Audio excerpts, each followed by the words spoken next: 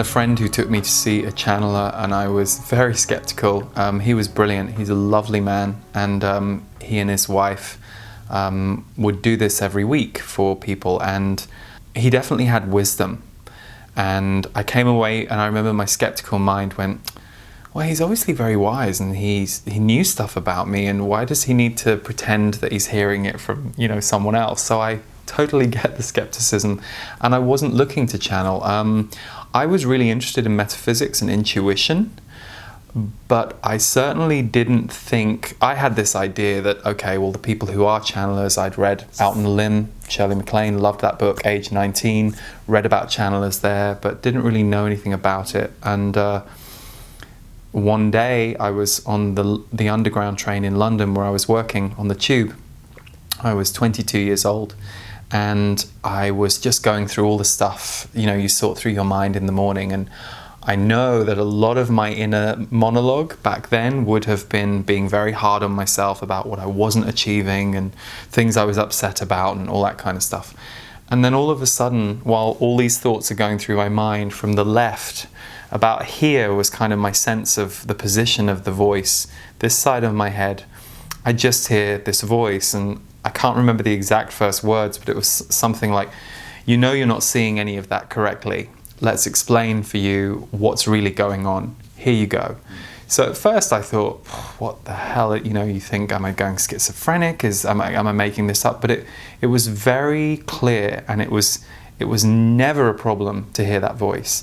Some people talk about they need to meditate, they need to be in a certain space. I could be, from that day forward, I could be on a tube or anything, and I could just hear it. And so I asked them lots of questions, and they said, we're your guides.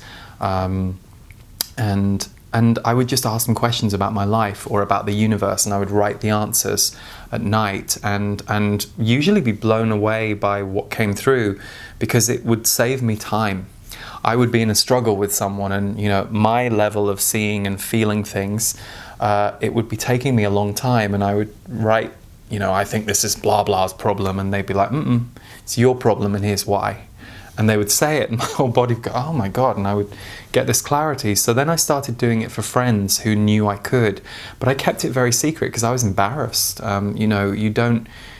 You've got to be pretty stupid to want to be a public channeler, and I'm sorry, maybe there's someone out there who does want to be a public channeler and you're very intelligent, but what I mean by that is there is a certain level of stigma and judgment, and still that witch hunter mentality on the planet, whether it's because someone is highly religious and they've been told by religion that it's wrong to ever hear anything other than the word of God via the book they're given and the priest that they have, so there's lots of reasons that people get triggered about the idea that we ourselves have a connection to a higher power, whether you call it God or source or your guides.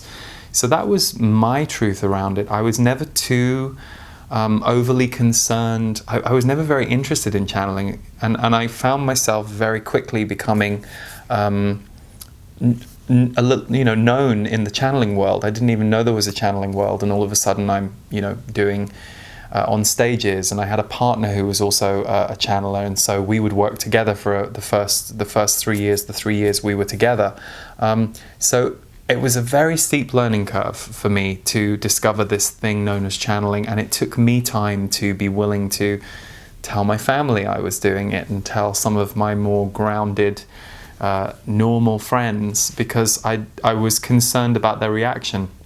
You still do get occasional reactions, and it's not something that I ever lead with, because I don't really care about talking to people about it. I'm happy to do it, but it's not something I wear as a part of my identity in a strong way. It's just something I'm connected to, and that I believe we're all potentially connected to. I always get people to channel right at my events for themselves.